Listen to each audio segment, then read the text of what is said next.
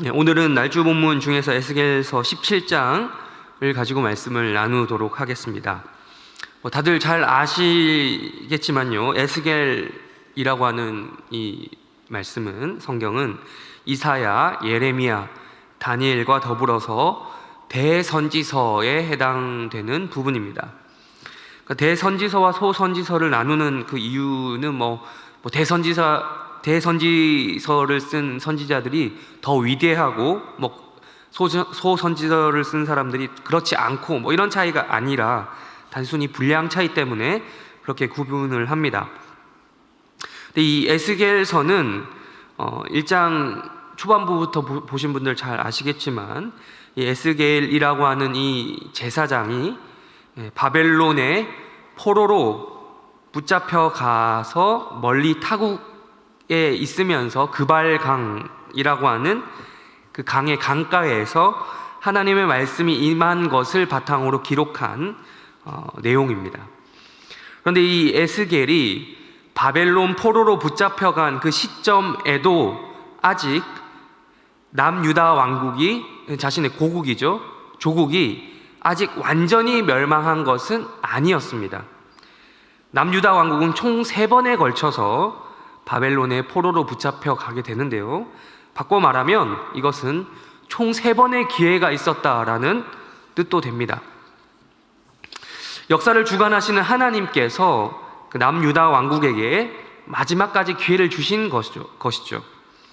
에스겔은 총 3차, 그러니까 3번에 걸쳐서 포로로 끌려간 사람들 중에서 두 번째로, 그러니까 2차 포로로 끌려간 사람들 중에 한 명이었습니다. 그러니까 이 에스겔서가 쓰여진 시점에서 본다고 하더라도 한 번의 기회는 더 남아 있었던 것이죠. 국력이 매우 약해진 것은 맞습니다. 쇠하여 가는 과정은 맞습니다. 그 과정 가운데 또 남유다의 마지막 왕이 되었던 시드기야, 이름 들어보셨을 겁니다. 시드기야가 바벨론에 의해서 바지사장처럼 왕으로 세워져서 이 남유다 왕국은 겨우 명맥을 유지하고 있었습니다. 다시 한번 또 말씀드리지만, 아까 앞에서 말씀드린 부분, 에스겔이라고 한 이 포로에게 하나님의 말씀이 임할 그때 당시에도 남유다에게는 기회가 있었던 것이죠. 마치 지난주 새벽 시간에 들었던 날주 말씀 기억하시겠습니까? 사울이라고 하는 그 왕 기억하십니까? 심각한 부상을 입었지만 그래도 사울이 그때 당시 죽기 전이었다라는 사실 기억하십니까? 목숨이 끊어진 것은 아니었던 것처럼 그래도 이 유다라는 나라가 회개할 기회가 있었던 것이죠. 그러나 시드기야는 다음 제가 읽어드릴 말씀과 같은 행동으로 본인이 다스리는 나라의 멸망을 재촉했습니다. 열왕기하 24장 19절 20절 말씀인데 제가 읽어드리겠습니다. 그가 여호야김의 모든 행위를 따라 여호와 보시기에 악을 행한지라. 여호와께서 예루살렘과 유다를 진노하심이 그들을 그 앞에서 쫓아내실 때까지 이르렀더라. 시드기야가 바벨론 왕을 배반하니라 라고 하는 말씀이 열왕기서에 기록이 되어 있습니다. 근데 이것은 이제 결과론적인 이야기고요, 아직 이 에스겔에게 하나님 말씀이 임할 때에는 유다 왕국의 희망이 아직 완전히 꺼진 것은 아니었습니다. 기회가 있었다는 것이죠. 그렇다면 어떻게 그 마지막 기회를 잡을 것인가에 대한 메시지가 오늘 본문에 기록이 되어 있는 것입니다. 성경의 뉘앙스를 보면, 우리 앞에 열왕기하 읽었다시피 성경의 뉘앙스를 보면 바벨론 왕을 배반하는 것이 곧 악이다라고 말씀을 하고 있습니다. 그러니까 표면적으로 우리가 바벨론 왕이라고 하면 그가 하나님을 믿는 선한 왕이냐라고 물어볼 수 있겠죠. 선한 왕이겠습니까? 아니죠. 바벨론 왕은 선한 왕은 아닙니다. 그 자체가 전형적인 세속적인 왕이고 강하고 악한 왕입니다. 그래서 그를 배반하는 것이 뭐 문제가 될 것이 있겠냐라는 생각을 할 수도 있겠지만, 하나님은 이것을 가리켜서 악이라고 말씀을 하시는 거예요. 바로 이것과 관련된 이야기가 오늘 날주 본문에 기록이 되어 있는데, 오늘 17장 2절을 우리 한번 읽어볼까요? 17장 2절을 한번 읽어보시도록 하겠습니다. 읽겠습니다. 시작.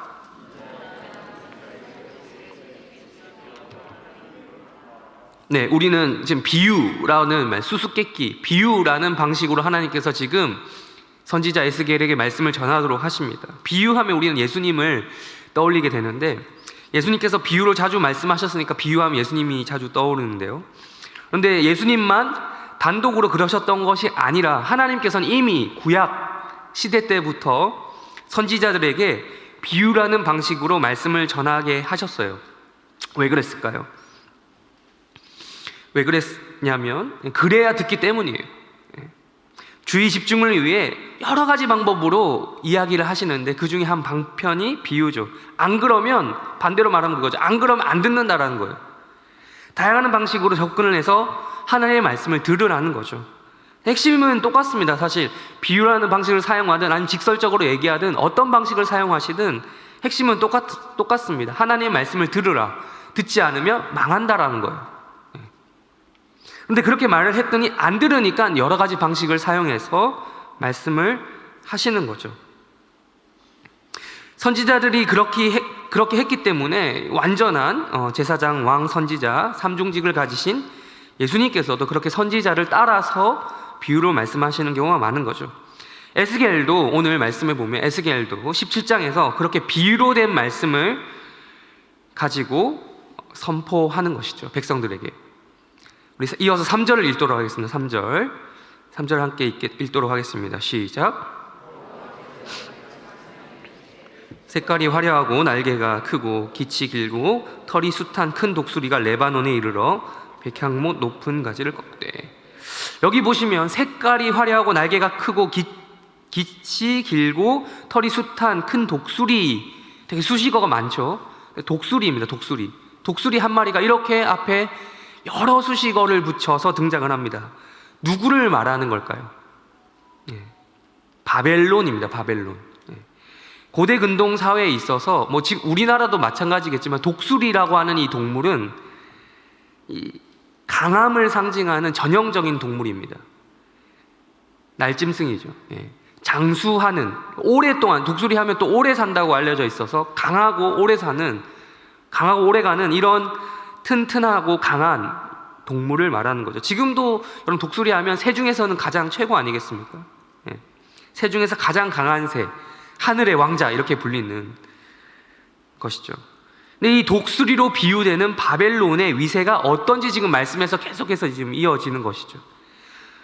이 독수리가 어떻게 하냐? 말씀 3절에서 나오죠.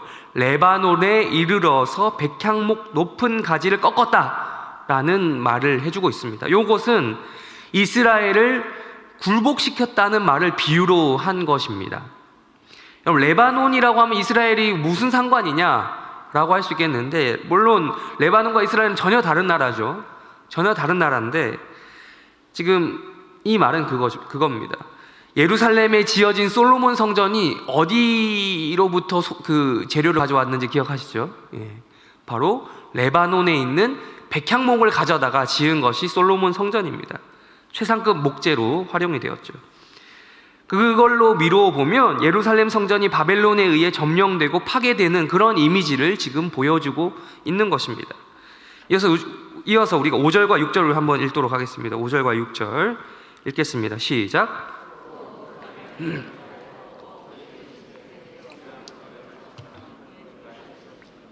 그것이 자라며 퍼져서 높지 아니한 포도나무 곧 굵은 가지와 가는 가지가 난 포도나무가 되어 그 가지는 독수리를 향하였고 그 뿌리는 독수리 아래에 있었더라. 여기 보시면 그 땅의 종자를 꺾어서 옥토에 심었다. 그리고 수양 버들 가지처럼 큰 물가에 심었다. 라는 것은 바벨론의 포로로 끌려가게 된 유다 백성들의 처지를 말해주는 비유입니다. 비록 망국에 가까운 유다의 상황, 그리고 바벨론의 포로로 끌려간 그들의 상황이 긍정적인 것은 결코 아닙니다. 하지만 하나님께서는 바벨론의 포로로 끌려가 옮겨 심겨진 종자와도 같은 그들의 상태를 이렇게 표현하시는 거예요. 옥토에 심기운 것이다. 큰 물가에 심기운 것이다. 그러니까 바꿔 말하면 긍정적인 상태로 보고 계신 거예요. 아니, 나라가 망해가는데 어떻게 이걸 긍정적으로 볼 수 있냐는 거죠. 근데 하나님께서는 지금 이것을 긍정적으로 보고 계시는 거예요. 비록 옮겨 심겨지는 과정 가운데 종자가 상처를 입긴 했을 거예요. 예, 아픔을 겪기도 했을 것입니다. 그렇지만 하나님께서는 그것을 자라게 하셔서 아름다운 포도나무가 되게 하셨다라는 것입니다. 결국 바벨론 포로의 시작 자체는, 포로가 되었다, 나라가 어려움을 당했다라는 것 자체는 유다 백성들에게는 참 악한 상황이었습니다. 그렇지만 그 아픔을 통해서, 그 악함이라고 하는 상황을 통해서 하나님께서는 유다 백성들을 포도나무로 바꾸시겠다라는 더 큰 선한 계획을 가지고 계셨던 것이죠. 그런데 여기서 끝나는 것이 아니라 7절의 상황을 우리 한번 읽어보도록 하겠습니다. 우리 7절 다 같이 한번 읽겠습니다. 시작.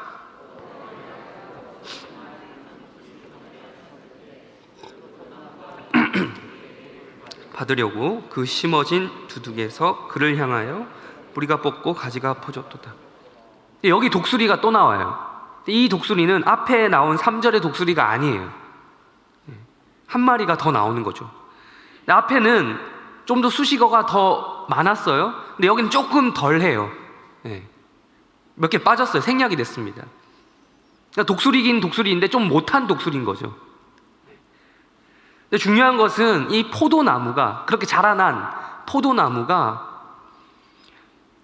자기를 그렇게 옮겨 심어준 그 독수리를 향한 것이 아니라 지금 나오는 이 새로운 독수리에게 물을 받아 성장해서 열매를 맺고자 하는 의도를 가지고 뿌리를 뽑고 가지를 퍼뜨렸다라고 하는 거예요.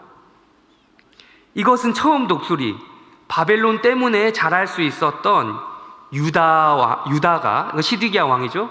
시드기야가 바벨론을 버렸다라는 겁니다. 바벨론을 버리고 다른 큰 독수리, 즉 이집트, 애굽을 향해 손을 내밀었던 시드기야의 상황을 비유로 들어서 말씀을 해 주시는 것이죠. 이에 대한 하나님의 평가는 다음과 같습니다. 우리 10절을 읽도록 하겠습니다. 10절 읽겠습니다. 시작. 번성하겠느냐? 동풍에 부딪힐 때에 아주 마르지 아니하겠느냐? 그 자라던 두둑에서 마르리라 하셨다. 하나님께서 이렇게 말씀하시는 거예요. 야, 그 계획이 성공하겠냐? 아니라는 거예요. 동풍, 그러니까 바벨론, 동쪽에 있죠. 이스라엘 기준으로 동쪽에 있으니까요. 바벨론으로부터 불어오는 바람에 마르게 될 것이다. 망한다라는 거죠. 시드기야 보고 지금 하나님께서 에스겔을 통해 그 포로 공동체의 말씀을 전해주시는 거죠. 아마 그 바벨론의 포로로 붙잡혀 갔던 사람들은 일말의 희망을 갖고 있었을지도 모르겠어요. 우리 지금 고국에 있는 그 시드기야 왕이 움직였다. 애굽에게 도움을 받으려고 한다. 우리 다시 포로에서 돌아갈 수 있을 것이다 라고 하는 그런 희망을 가졌을지도 모르겠습니다. 근데 하나님께서 그게 아니라는 거예요. 시드기야 보고 정신 차리라는 거예요. 포로 공동체 보고 정신 차리라는 거죠. 하나님께서는 바벨론을 통해서 역사할 거라는 거예요. 애굽은 아니라는 거예요. 버리라는 겁니다. 시드기야도 보면 바벨론에 의해서 왕으로 세워졌는데 그것이 하나님의 뜻이었는데 그게 얼마나 굴욕적이었는지 모르겠지만 지금 하나님께서는 지금 상황을 잘 파악하고 줄을 잘 서라는 말입니다. 하나님의 뜻은 애굽이 아니라 바벨론이 있다는 것이죠. 바벨론이 이 시드기야를 왕으로 세우고 언약을 맺었다라는 거죠. 바벨론하고도 그렇게 언약을 쉽게 깨트린다면 과연 하나님하고는 언약을 어떻게 맺고 유지하겠냐라는 거예요. 그러니 이제라도 늦지 않았으니 애굽을 의지하지 말고, 꺼져가는 등불인 애굽을 붙잡지 말고 이제 하나님에 의해서 불어오는 바람, 대세, 동풍, 바벨론을 의지하라는 것입니다. 하시면서 우리 아까 맨 처음에 읽었던 19절에서 21절까지의 말씀을 통해서 앞에서 제가 쭉 언급한 이 본문에 대한 비유를 해석해 주시는 것입니다. 말씀을 정리하겠습니다. 대세라는 말이 있죠. 대세, 바람이 불어온다, 이런 거 있잖아요. 대세의 흐름은 하나님이 생각하신 대세의 흐름은 바벨론이라는 것입니다. 하나님이 정해주신 흐름은 바벨론이란 그냥 대세라서 중요한 게 아니라 하나님이 정해주셨기 때문에 그게 중요한 겁니다. 우리 시간상 읽지는 못했지만 사무엘하 10장에서도 나옵니다. 대세는 누구냐면 다윗이에요. 다윗. 하나님께서 정해주신 흐름이 다윗이라는 겁니다. 그런데 암몬이라고 하는 자들은 그것도 모르고 다윗에게 반기를 들다가 망하는 장면이 오늘 날주 본문 사무엘하 10장에도 나옵니다.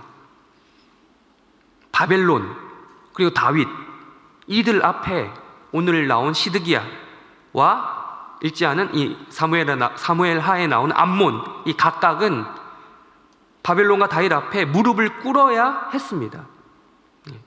바벨론과 다윗 자체가 뭐 선하고 나쁘다라는 기준은 뭐 딴 데 있는 게 아니에요. 지금 하나님이 이들 가운데 역사하고 계시다라는 거예요. 어제 새벽 말씀 기억하시겠습니까? 담임 목사님께서 말씀하셨다시피 다윗이 이겼다라는 사실 자체보다도 다윗을 이기게 해주신 분이 하나님이셨더라는 사실을 강조하신 것을 우리가 들으셨을 것입니다.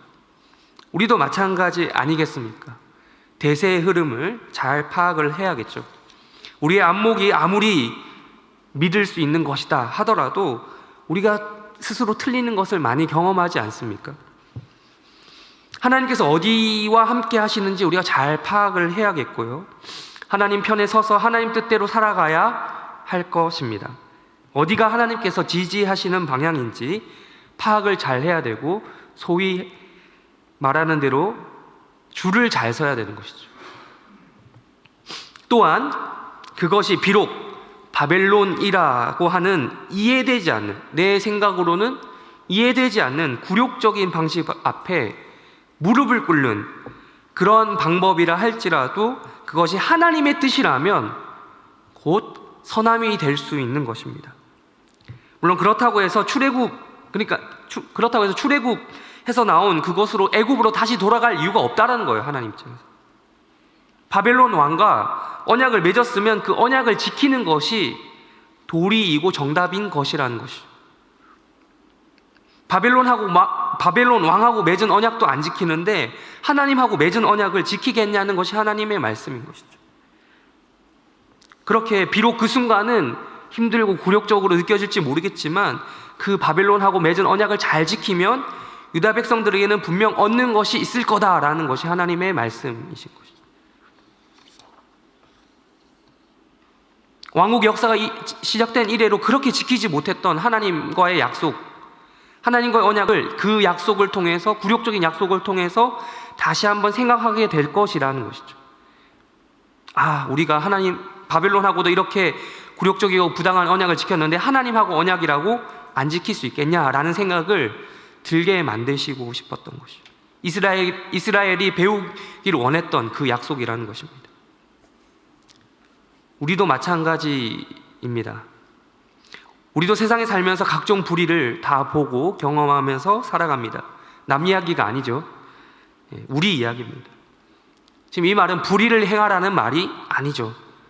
그 불의 속에서도 감내하면서 그 불의를 보는 사실조차 하나님의 뜻과 섭리 가운데 있다라는 것을 인정하는 마음으로 버텨내야 한다라는 말입니다. 불의한 세상 가운데서도 의로우신 하나님이 여전히 살아계시며 이 땅을 주관하고 섭리로 다스리고 계신다라는 것을 발견하는 것이 믿음이 아니겠습니까? 불의한 세상과도 이렇게 신실하게 약속을 지켜야 한다면 의로우신 하나님과는 어떻게 약속을 지켜야 하겠습니까?